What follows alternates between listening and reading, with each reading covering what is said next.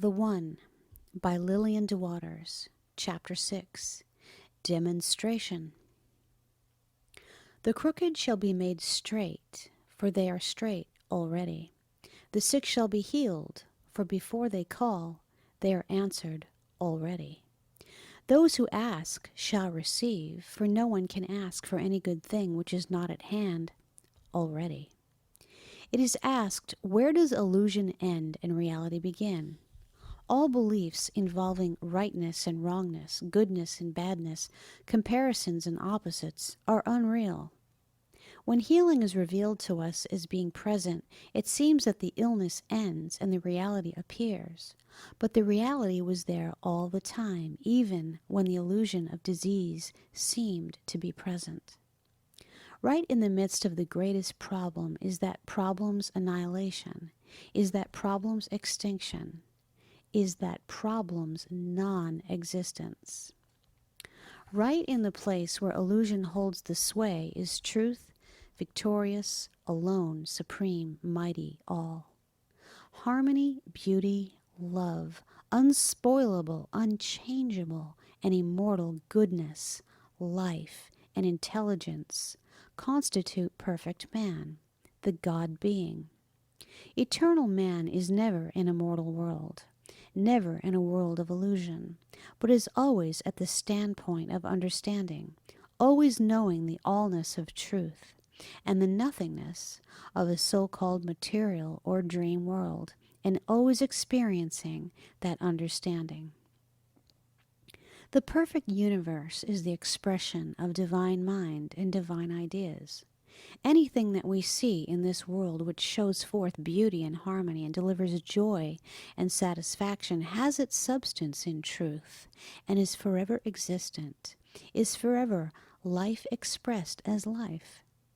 But anything in this world that is not good and lovely, we may be sure, has no life, no reality, no substance back of it, and is so is purely delusion, deception, purely non-existent.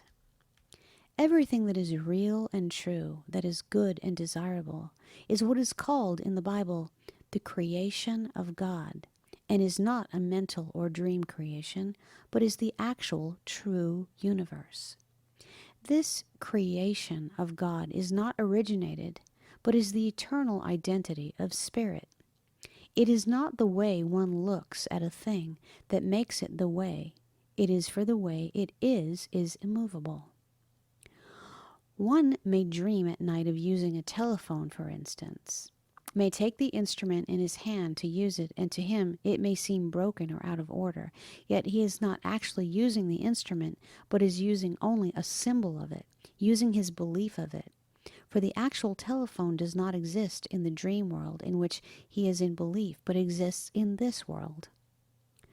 Likewise, when we look at trees and flowers, sun, stars, and ocean in this world, if we see falling leaves and dying flowers, if we see an ocean that tortures and kills, we may be sure that we are not seeing life face to face, but we are seeing as if in a dream, as if through a mist or veil. We are not seeing the ocean as it actually is in the perfect world, but we are seeing a symbol of this ocean as in a dream.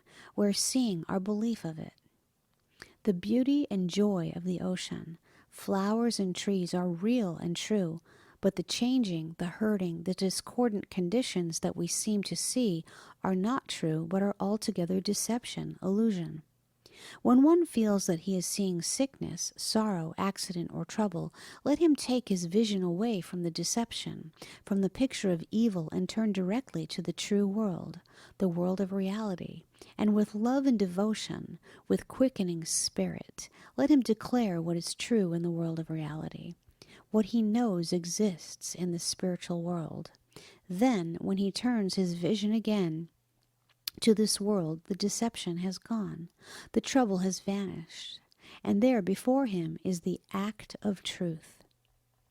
In order to bring before your vision in this world any harmony that you desire, you must first of all understand that such action, such harmony, has already taken place in the true world. For instance, there may not be houses and offices, cars and clothing in heaven, yet all such things symbolize or dramatize abundance, joy, satisfaction in the spiritual world. And because of the reality of joy and peace in heaven, it is right that we have delivered to us in this seeming world their perfect symbols. When you wish health instead of sickness, you do not have to move the sickness out of the mind or body. You do not have to do anything at all about it. The same as in the morning when you have been dreaming the night before of traveling in an aeroplane. You do not find this plane in your room when you waken, do you? You do not have to have the plane extracted from your mind, nor from the room, for it has never been present and is wholly imaginary. Its coming, its going, is the very same as nothing at all. Is this not true? There must come for us that experience which Jesus mentioned as being in this world, apparently yet not being of this world. That is, we will be seen and known in this world. We will eat and sleep and wear clothing, but at the same time, we will know in our hearts that this is drama, dream only, and therefore entirely harmless. Man in heaven is constantly feeding upon truth, the staff of life, and this reality is expressed or symbolized in the human experience as man partaking of material bread to sustain his physical existence. Now, if man in the human experience, suffering because of certain foods he has eaten, will turn to the spiritual world of spiritual ideas and know that in reality man is forever sustained by truth, true ideas of which vegetables, bread, etc., are but symbols, and if he will believe the promise, none of these symbols in a drama world can harm you, for there is no harm in them. He will find his suffering gone, for he has had a glimpse of heaven. In the final analysis, we do not have to leave this earth, for we are not really in it. We are therefore not to leave earth for heaven, as has been the popular belief for ages past, but we are to understand the word, "Thy kingdom come on earth." The kingdom of truth is to be recognized as here on earth. For the earth shall be filled with the knowledge of the Lord, as the waters cover the sea. The earth of birth, change, sickness, sin, and death shall disappear in belief, and instead shall be seen and known the heaven which is here, actually at hand, and in which we are now actually living. While we are still on earth in belief, there will come for us the illumination that we are in the kingdom of heaven. The practice of healing is not an art, nor is healing dependent upon one's spirituality. There is nothing to be done by one to cause him to be more spiritual. One does not have to do anything to be what he is. But man is to see the nothingness of personality, personal goodness or personal badness, and is to see himself as he is. Man is not to be delivered by any means or methods, but man is to be delivered by truth. The external and the internal means are not sufficient to bring emancipation on earth. There are no means needed to help man, so man should not look for a method of deliverance. Only that which is can deliver man. Such is the message of truth. Now, students will wander from one teacher to another teacher, from one book to another book until they reach that teacher or that book which satisfies them, which strips the scales from their eyes. Then they continue to study for the joy of it and to feed upon the bread of life. We are not asked to bring about our glory and our perfection. We are asked only to acknowledge it. We are not asked to destroy evil, but to perceive that nothing shall by any means hurt you. True instruction is simple. When one finds that instruction is labor, he may be sure that it is not true instruction. What are the demands of truth? Does it ask you to be educated in college? Does it require that one dress or eat or pray after a certain fashion? No. Truth demands our love, our faith, our belief only. Neither medicine nor metaphysics nor even death can achieve the end of matter, the end of evil. Truth is the only deliverer. The end of any deception is the perception of its nothingness. It is not a matter of education or evolution. It is not a matter of rolling up one's sleeves for an attack, for strife and warfare.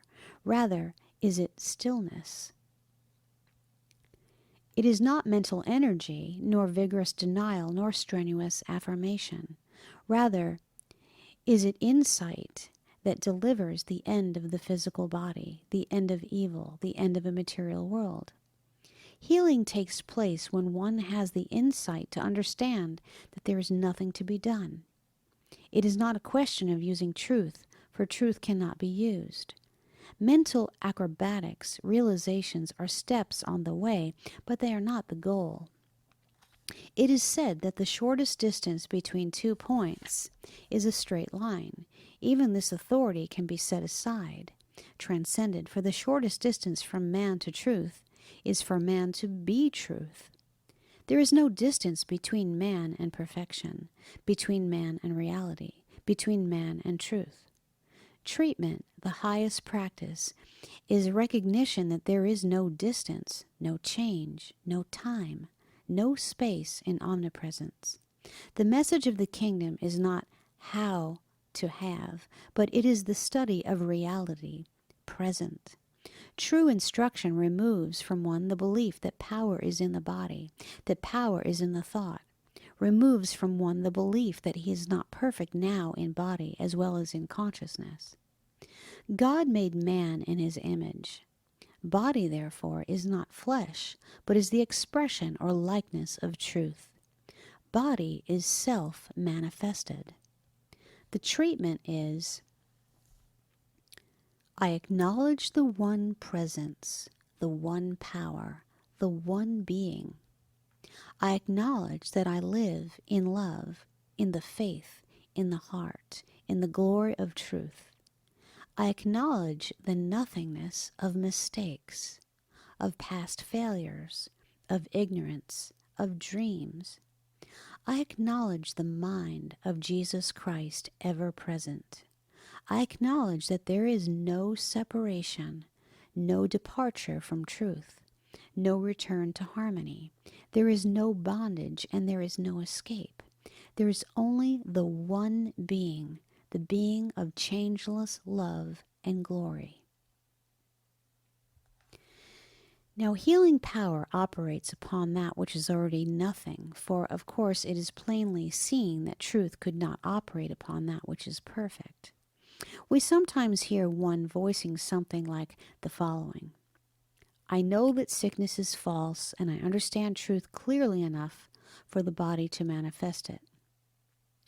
Let it be perceived that the rope that may appear as a snake can never be less than the rope, and one would not say, and the rope must manifest it. Truth is as true and is ever present in manifestation as in spirit. The character, man, including the body, is as perfect as God. It is not a process of manifesting, it is manifested. There is coming a time when man will give no attention to the changing and the rebuilding of his body, but he will know himself as he is. Attainment is a dream, for it is neither lo today nor lo tomorrow, but it is stand ye still and see. The charm about right instruction is that it comes to one as drinking from a fountain that satisfies, as walking in green pastures amidst exquisite love and peace.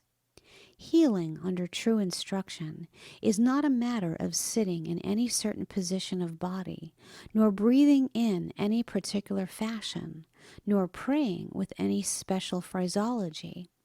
Yet such methods may seem to help one in his journey from earth to heaven, which is really no journey at all.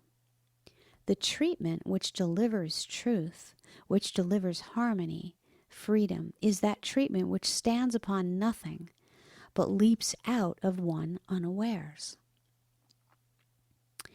There is a power in man that acts not because of man's thinking, but in spite of it. It is insight. It is the act of truth. Gradually, this truth will reach over this whole earth. That man is like God, that he cannot be sick, that he cannot be sinful, that he cannot die. Then shall we begin to see the real man as he is, and the dream of matter, mind, and personality shall be forever past.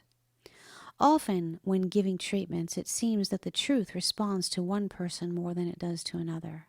Why is it that one can declare the truth and have a demonstration instantly at hand, while another may declare the same thing, the same ideas, and there will be no proof, no demonstration at hand? Is it not the word of truth quick and mighty? Is it not the truth impartial, looking upon one the same as upon another? Now, all of us have heard of wonderful demonstrations being made following such simple declarations as God is love or God is omnipresent. Yet one might repeat these very words when in trouble, and they would bring about no help at all. Why is this? If truth is changeless, and if the self of one is the self of all, then why are not results the same in all instances when words of truth are expressed? Let one who has faith, belief, or understanding speak the word, and let his eyes be closed to externals, closed to that untrue manifestation which seems before his vision, and let him speak the word, God is the only power, or God is omnipresent, as though these words were rushing out of him like devouring flame, like some living thing, and lo, the healing takes place. Truth is fulfilled. Another, while speaking the same words, the same sentences, has his mind fixed on the external world around him. He is speaking to bring about some result. He uses the words as though they were knives to cut. He says, I will believe in truth when I see results, and when I am healed, then shall I go about to heal others. Such ignorance is like seeing truth through a veil, or like running with the feet in shackles, and such is not the living word, but is a dead formula delivering no joy, no freedom, no glory.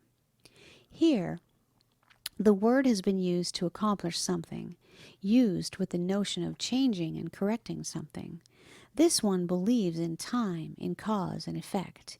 He uses the words as his words rather than as the word. He uses the words with an idea of accomplishment. When one utters right words, yet places upon them his own conception, when one uses the right speech, yet his vision is to the material world, the mental law, the notion of personality, his words have no life in them. When one speaks the word because it comes out of him rather than comes into him, then the words are alive. Then his desire is fulfilled, because such words are truth.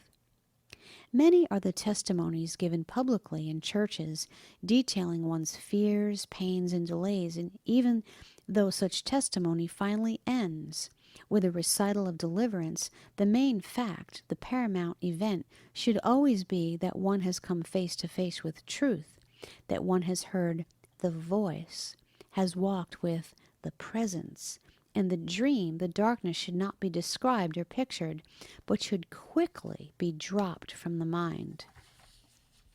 There is a health, a body, a world that transcends one's highest ideas and imaginations, and is not a creation leaping from any mental activity. Lo, this health, this body, this world is prepared, it at hand, shining white, transparent. Take away the belief that man is asleep, is dreaming, is in a delusion, is in a false world, is in a mortal body, is separate from God, and here stands man in all his wondrous glory in the measure of the fullness of Christ. Let us behold that we are neither young nor old, that we are neither asleep nor awake from sleep, that we are not in a body nor out of a body, but that we are that which is. Let us behold the One as all there is. We note that the blossoms on the trees need sun, heat, moisture, to transmute them into ripened fruit. And so it seems that teachers, books, instruction act upon the minds of individuals similarly. Students submit to rules and laws of teachers and organizations until that hour strikes for them when they perceive the oneness of being and the nothingness of personality. Thereafter, man is not like unripened fruit, but he listens to sermons and to instructions for the joy of it, for the ecstasy and the glory of it. The man of insight will obey no law of teacher, church, or organization. He will not be fettered or bound. He will not be shackled by the notion of any authorization. He will have nothing imposed upon his liberty and freedom. As children finally leave dolls and toys for higher delights, so man finally feels the living fire within, delivering to him the consciousness of the nothingness of personality and the allness of the one. There is no reproach whatever to be placed upon churches, societies, sermons, teachers, for they all serve as helps on the way. But once the light breaks and bursts and the heart feels the descent of the Holy Ghost, feels the illumination stripping the veil from off the eyes, lifting the yoke from off the shoulders. Therefore, one is an illumined being and rejoices only in the one and admits no other. One in the light walks in a different world from one in ignorance, although they breathe the same air and walk on the same sidewalk. Man who places himself under the thoughts and ideas of another is not beholding the one being, and man who places another beneath himself as subservient in any way to his thoughts and ideas has a still larger vision to express. Always bring your heart to truth. Always bring your love. Say often, I love the truth. I love everyone, for I see none separate from the one. We will come to the hour when we do not speak truth for demonstration, but speak it because we love to speak it.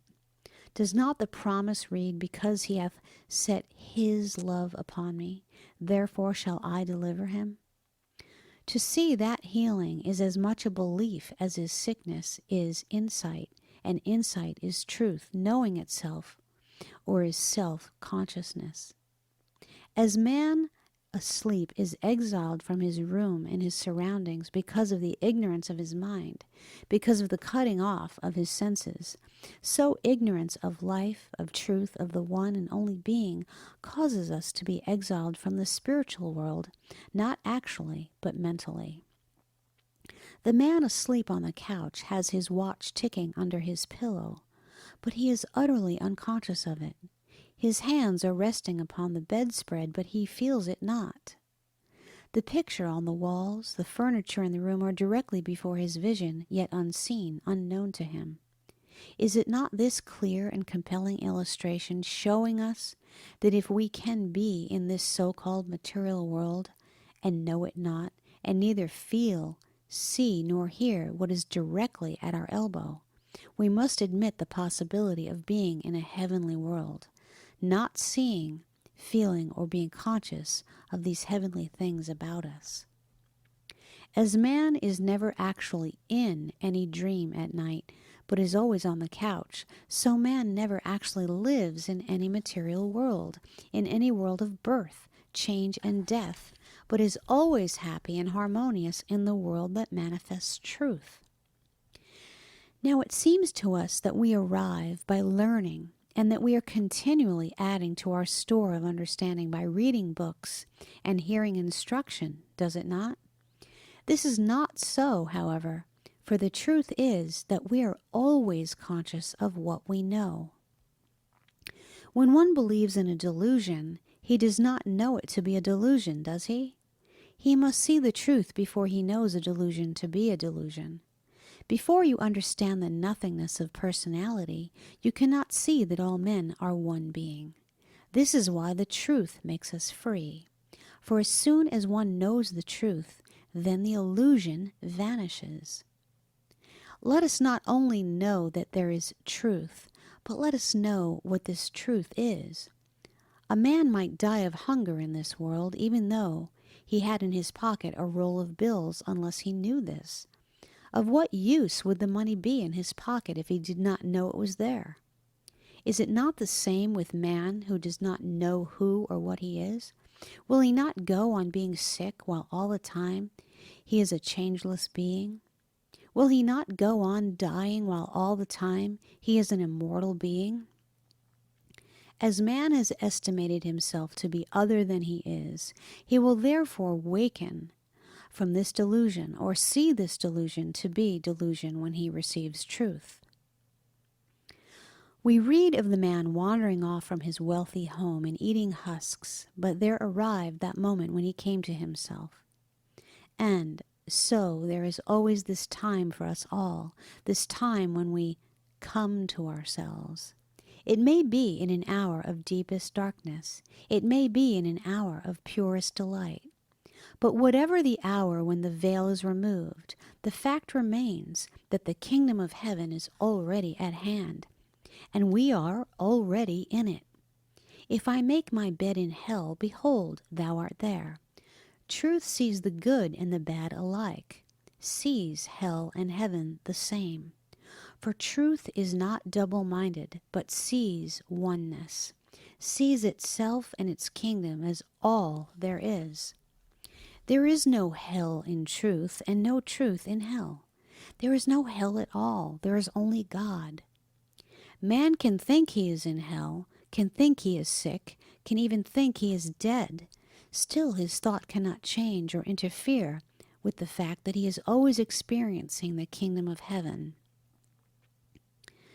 Now, how can one who is in the kingdom know and feel and experience that kingdom? Except ye be converted, except ye be born again, except ye give up your life. Nothing that we can do, think, or say will cause us to be any place other than where we are, in the kingdom. This is wonderful insight that opens to one the pearly gates of heaven. Nothing that I can do, think, or say can cause me to be other than I actually am. Act as though I were, and ye shall know I am. One says, but how can I rise and walk when I am crippled and weak? How can I eat a hearty meal when I cannot retain even a baby's diet? How can I do the things that I would love to do when my body, mind, and soul seem shackled, bound? Listen, no disease in all this world ever held or bound a man. It is belief in disease, but not disease, that binds and holds man in chains and slavery. And as long as one treats pain and disease, he is believing in it, is he not? And if he would disbelieve in it, he would come forth, he would rise and walk. How can one disbelieve in evil, sin, disease, death? By believing God's word. His word heals. But we must believe, for belief is the door, is the path.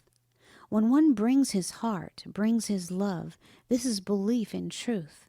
And when one has belief in truth, then Christ is present in the midst, walking over the waves of matter, mind, and personality triumphantly. A young woman was thought to be in a very serious illness. She had not eaten nor slept for several days, and although she was an earnest truth student, her demonstration had not been made. The practitioner who was assisting her said to her at this time, "If you did not believe that you were ill, what would you be doing now?" "Oh, I should be dressing for an urgent engagement that I have tonight." "Well, since you know the truth, which is that you are in heaven now acting as it pleases you, why not act out this truth now?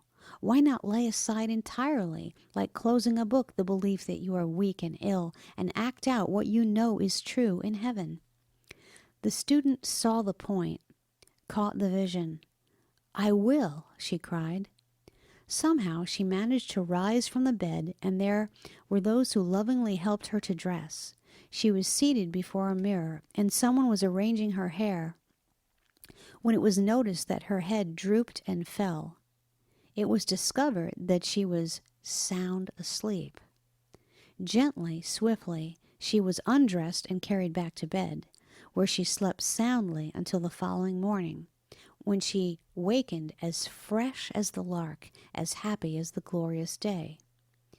When we see that we are feeding upon husks, sickness, sorrow, trouble, and we turn with our love toward that light, to those everlasting arms that ever await us, have we not found that, but when he was a great off, his father saw him and had compassion and ran and fell on his neck and kissed him? Is it not after all a little thing to do, only believe? Peter's heart was heavy until he felt the Master's hand warmly, firmly grasping his. Then triumphantly, victoriously, he walked on the waves. Peter saw, he felt the living Savior, and it was a simple matter for him to believe. But we read in the book of life, "Blessed are they that have not seen and yet have believed." We must have faith enough to believe in the unseen. We must feel the invisible presence, the very same as though it were visibly before us. Then it is visibly before us. Believing in the everlasting arms, we can actually feel them. Believing in the presence, in the power, in the love divine as here and now, we can actually hear the voice, feel the touch, and see the form divine. The One by Lillian DeWaters. Chapter 7, Questions and Answers. Many students have certain specific questions they would like answered, and we shall now take up some of these queries and explanations, as doubtless they will be of deep concern to many readers. I cannot understand how mind or mentality is nothing, yet creates. How can nothing create something? It can be easily seen that the mind that creates worlds, people, animals, houses, sun, moon, and earth in the night dream is experiencing a false creation, and that both the mind and its creation are nothing. The mentality does not create something, but creates pictures, illusions, deceptions, nothing, whether in the night dream or in the dream of material existence. One of clear spiritual vision wrote, "Mortal mind creates its own physical conditions. You must instruct mortal mind with immortal truth." Now, mortal mind, or the human mentality, is not true consciousness, and therefore all that it creates is like a dream creation, having beginning and end. One might easily challenge, how absurd, how unscientific for anyone to proclaim that we must instruct mortal mind with immortal truth, for the same author wrote elsewhere, "Scientifically speaking, there is no mortal mind." Many of us have found that much mental confusion can be avoided if we will first of all determine whether the author is speaking absolutely from the plane of reality or speaking relatively from the plane of the human experience. We find apparent contradictions throughout the Bible and in most books on mind or truth, but such contradictions vanish under the light of insight or understanding of the author's platform. When it is written that mortal mind creates its own physical conditions, such a statement concerns the human experience. Mortal mind, wrong thinking and believing, creates sin, sickness, death, yet such creation is nothing actual, nothing that has God, truth, back of it. Therefore, such creation is illusion, dream substance only, and when mind is instructed with immortal truth, then such unreal creation ceases. The question arises, but how can that which is nothing be taught or instructed? We know, do we not, that we cannot instruct intelligence? We also know that there is no actual way from earth to heaven, the only path being that of belief or insight. The way of demonstration, then, is first through belief and later through insight. Merely declaring, "I am the truth," "I am a perfect being in heaven now," will not deliver to you a heavenly experience, for one must either believe in truth or understand truth in order to experience heavenly harmony. Teaching or instructing the mind is therefore a device, the same as any belief is a device. The only reason why understanding takes place at all is because man already knows and understands all things. The real reason why Jesus or anyone understanding truth carries on instruction is this is for the glory of God. Those who know truth know that when they heal or instruct, they do not heal or instruct, but that all things are done for the glory of God, the glory of truth. Suppose that a child enters a dimly lighted room and screams with terror because there in the corner of the room is a dark, peculiar-looking object. Now, his mother, entering the room, knows the truth. That is, she knows that a fur-trimmed cloak is thrown in such a manner over a chair as to give the appearance of some unknown animal. Shall this mother instruct the true mind of her child?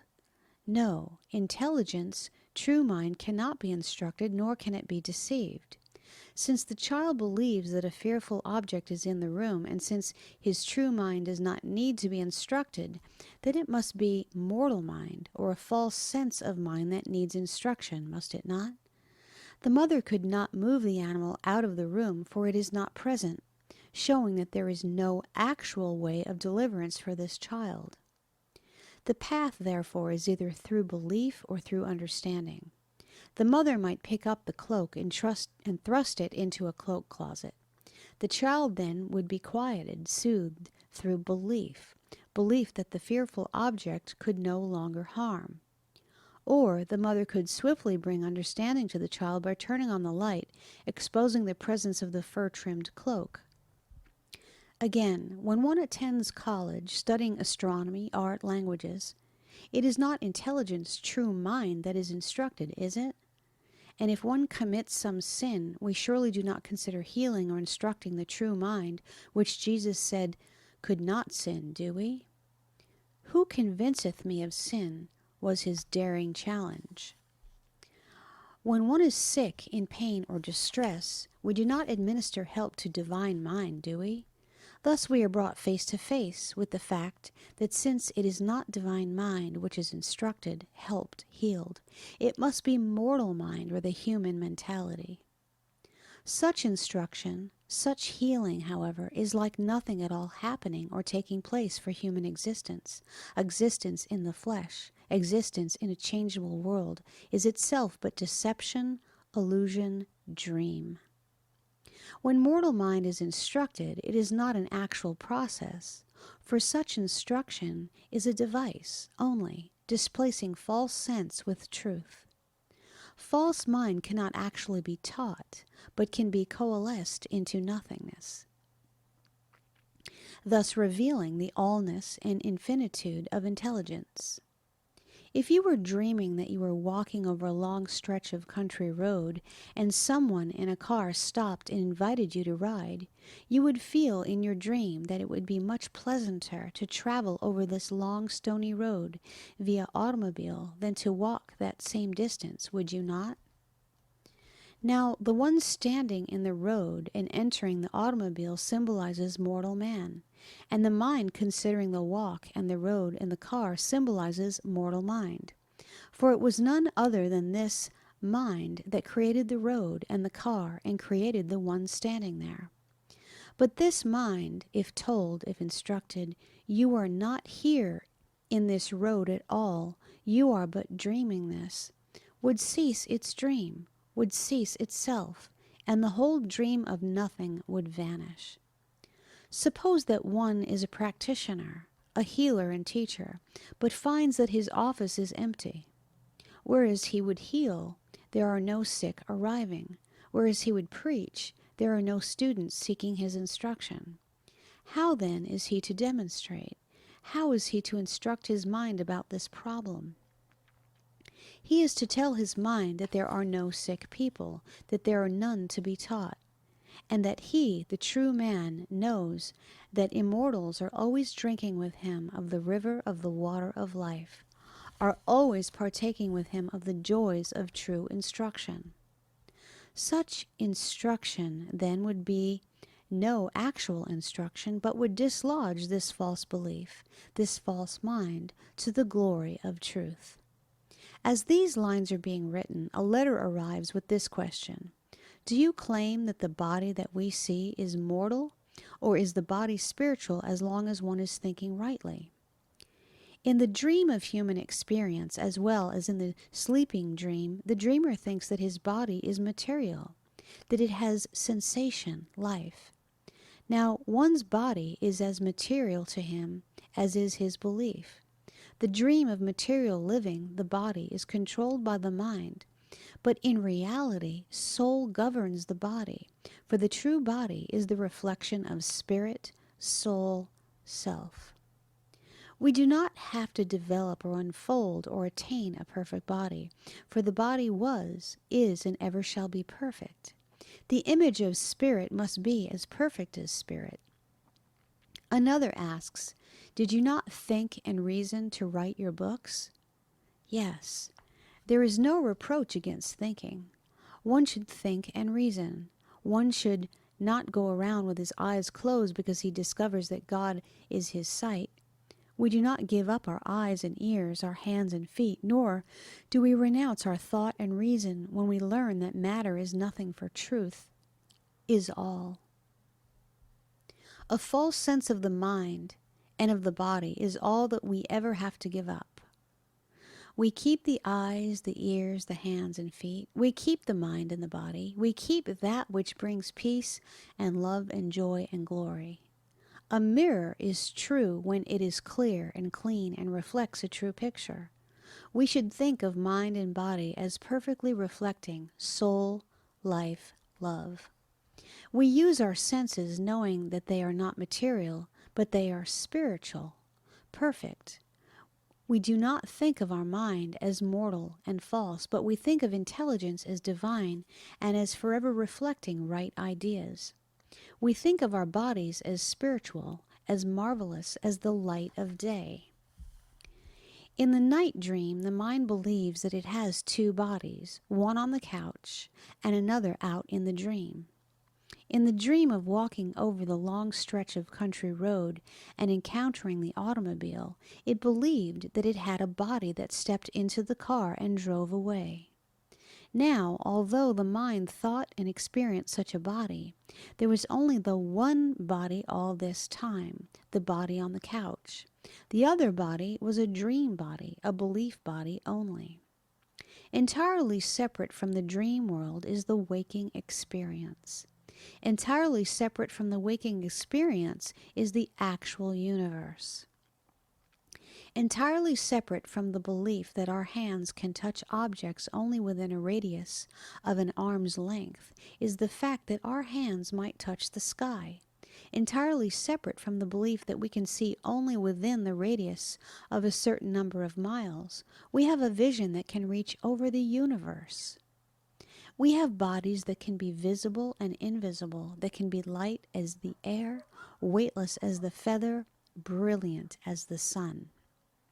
Entirely separate from the belief of a mortal, sick, aging body is the perfect, birthless, deathless body of light. When the universe and man are interpreted by science, they can be understood. But when one seeks to interpret them from the basis of matter and mind, they continue to be but mystery, enigma. The idea of living in a false world, a dream world, in a false body, a dream body, is dispelled as one believes, accepts, and understands truth. The day of judgment for us is that day in which we know that we are living in the land of reality, now, that we are drinking now of the living water, even as Jesus declared. One conquers the material world when he sees that there is no material world to conquer. One overcomes matter when he sees that there is no matter to be overcome. One overcomes a lie when he perceives the nothingness of the lie. One heals the sick when he knows the unreality, the nothingness, the deception of sickness. One raises the dead when he knows there are no dead. One triumphs over mortality as he recognizes the one being. The redemption of the world is, we are in the land of truth now. At any hour, at any moment, man can walk in the heavenly world, the kingdom of truth according to his vision, according to his understanding. Nothing is impossible to him who believeth. Demonstrations over the body are not made when one moves away from the body, nor when one endeavors to separate himself from his body, but demonstrations are made when one forgets his body.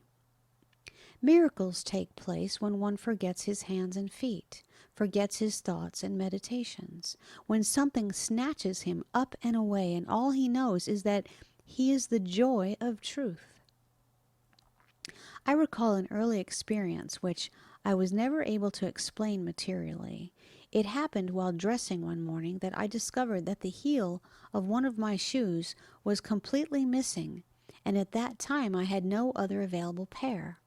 This was a great catastrophe to me, as my feet were causing me much suffering, and these were the only shoes that I could manage to wear. Besides, at this time I was leaving the house early for the business world. I immediately telephoned a practitioner stating the seeming condition to her. I explained that I had a brand new pair of shoes in my closet, but they were too small for me to wear comfortably, as I was suffering very much with swollen, tender feet.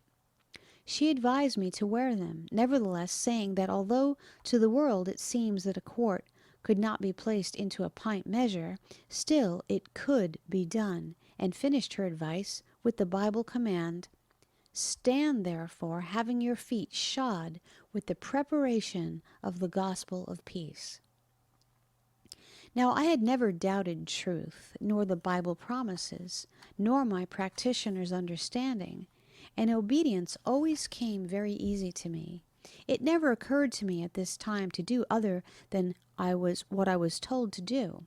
Accordingly, I brought out the new tight shoes from the closet, shoes which I had never worn, and I had shoved and pushed my feet into them, lacing them tightly to the top, while all the time the tears came splashing down my cheeks, for my suffering seemed very great.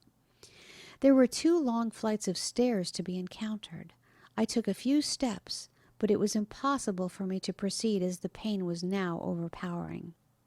I then decided to sit on the steps one at a time. In this fashion, I finally reached the main floor. Just at this moment, I saw our letter carrier entering the vestibule, and as I did not want him to see me in this position, I took hold of the post near me for support, hiding behind it until he went out and off the porch. Then something took place which only those who believe in miracles will accept. I never knew how I left that position, how I traveled a mile to my place of position. The next time that I became conscious of my body was late that afternoon. Sitting alone at my desk, my glance happened to fall down upon my shoes. I couldn't seem to place or recognize them. Why? Where? What? Then like a flash it came sweeping over me. My feet! Stunned, I sat in the chair, traveling back in my mind to the moment when I hid behind the post, but I could go no further. How I left my home, how I traveled to a place a mile away, was a complete mystery to me, and I have never known. So completely had I lived apart from my body all this time that it was as though I had no body, no feet at all. I now discovered that the shoes were perfectly comfortable, and that night when I glanced at my feet I found that they were quite normal, and all the discordant conditions had vanished. In an hour, when ye think not, you will find yourself in heaven. Take ye no thought. There must arrive that hour when man forgets that he is sick, when man forgets that he is in pain, when man forgets that he is in prison, when man forgets that he is in a material world. Oh, how glorious to forget matter, to forget mind, to forget personality. How marvelous to forget to prepare food to sustain life, to forget to sleep, to forget to labor with hands and minds. And there shall be no more death, neither sorrow nor crying, neither shall there be any more pain, for the former things are passed away. Forgetting the dream, we waken to the real. Forgetting the untrue, we find only the true. Forgetting the evil, we perceive the glory. Forgetting the many, we perceive the one. One day a man lay in a dying state. He could not move hand nor foot. He sent for a practitioner, who came and seated herself at his side. They were both silent for several moments. Then it came to the practitioner what a queer idea of man this was. Why, he couldn't move, he couldn't walk, he couldn't talk. How did he compare with God's man of glory and light and marvel and wonder? Oh, what a mockery, what a parody.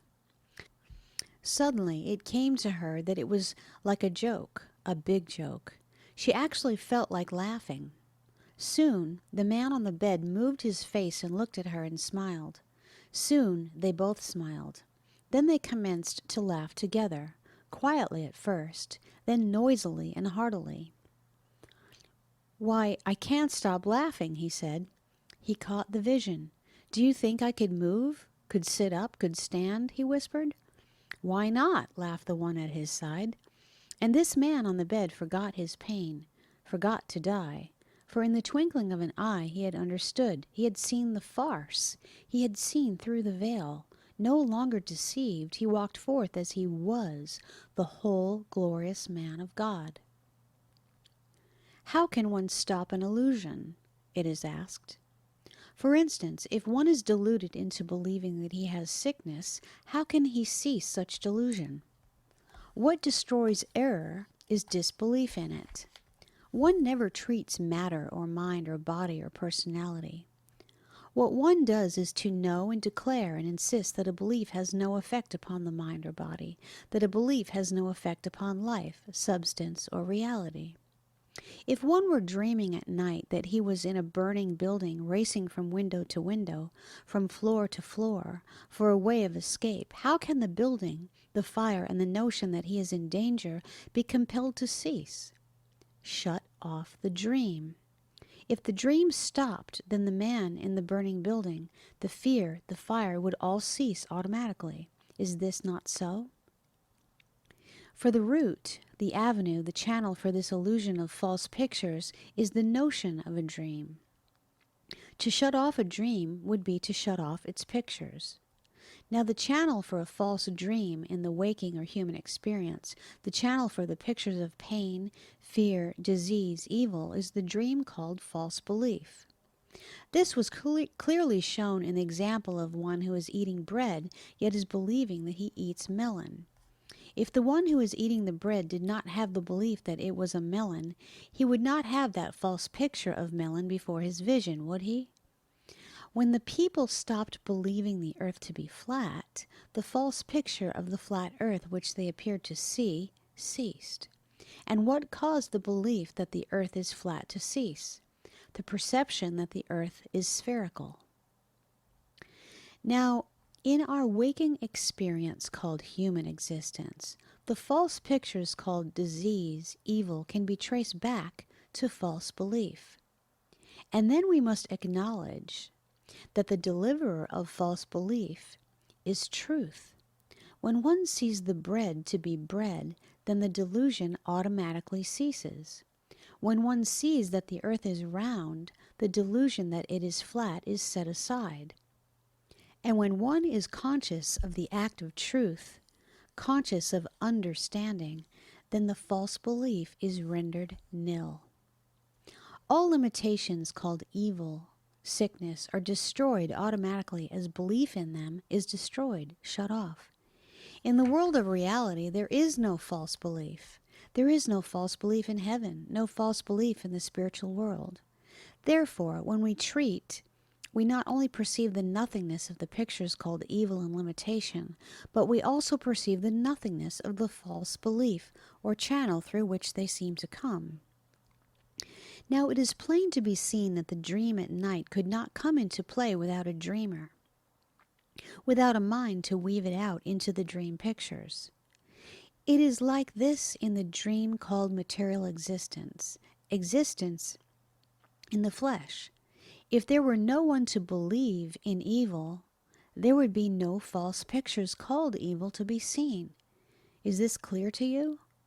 A dream could find no channel without a dreamer, and the experience called sickness would find no channel without a believer. How can I demonstrate friends, a companion, a home of my own? Know that the way you wish to be is the way you are. The actuality is first, and the wish is secondary. Without the actuality, there would be no wish, the same as without the original, there would be no picture of that original. All things are possible, for all things are but pictures, images. Today we are here, tomorrow we are there. Let us perceive that the here and the there are the same. The rose in the mirror and the child in the mirror are the same, for neither one is there. The here and the there, the this and the that, are all images in the mind or the mirror. One can have one as well as another. Our companions are the immortals, spiritual beings. We are actually never alone, never weary, never lonesome. We are living in the midst of divine companionship, experiencing the joys, beauties, and harmonies of heaven. This is the fact of truth, which we declare because it is so. This recognition is like the act of holding a rose before a mirror. The rose inevitably appears in the mirror. Holding the facts of life in our vision, we very soon see the reflection in this world about us. Friends, companions, homes open to us as though by magic, and in such charming and unexpected fashion.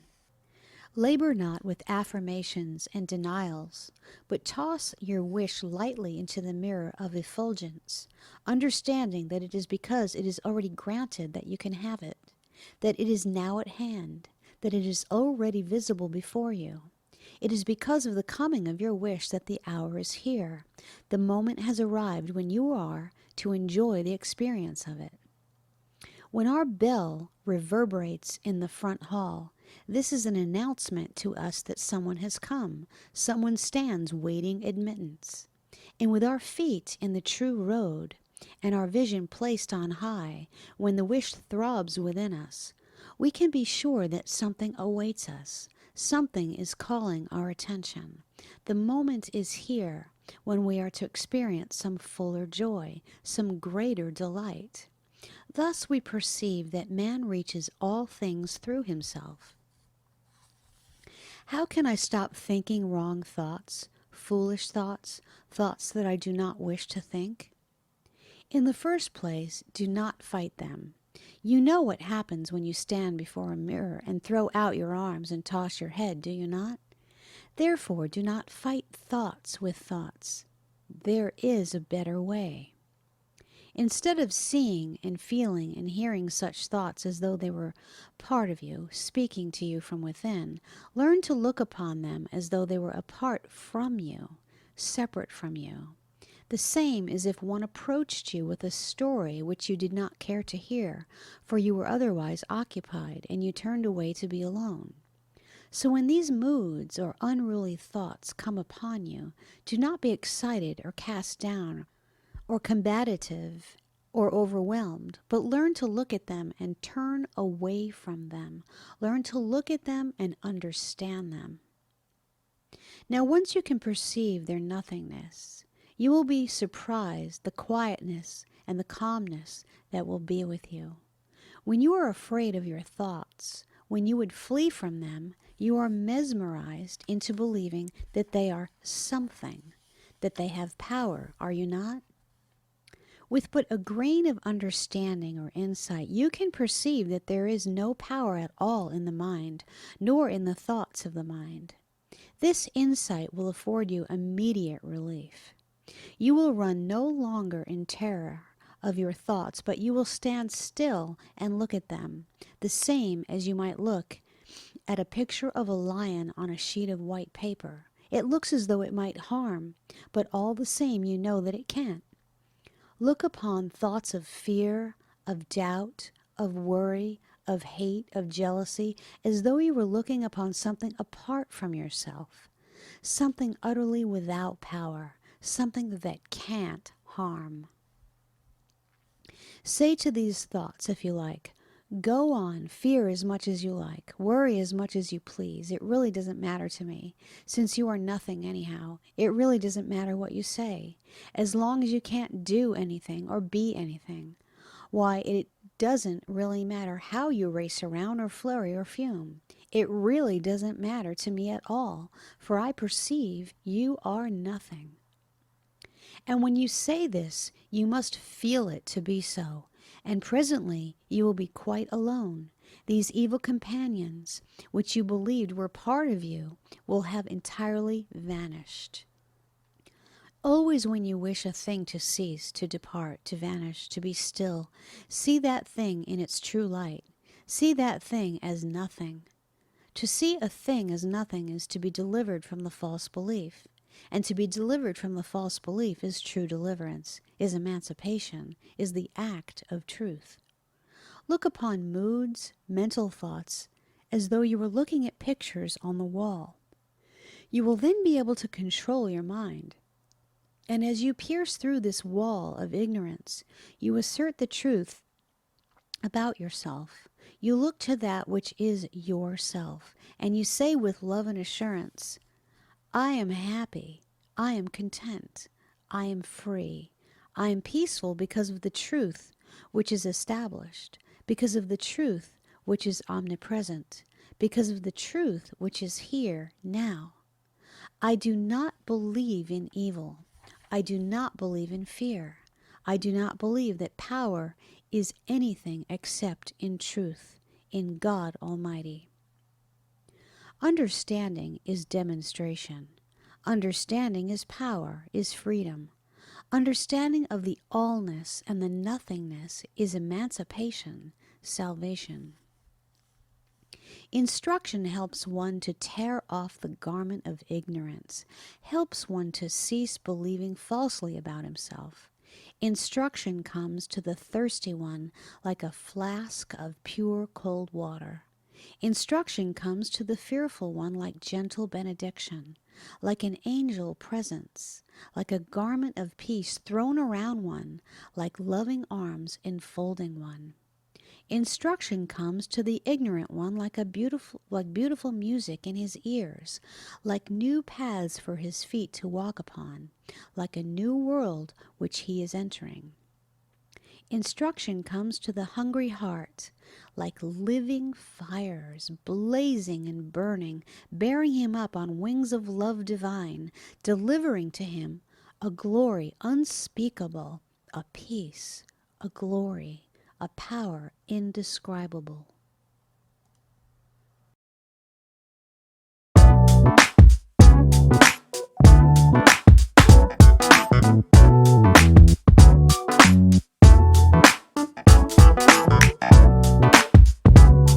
I hope you enjoy this spiritual audio. Like, share and subscribe for more.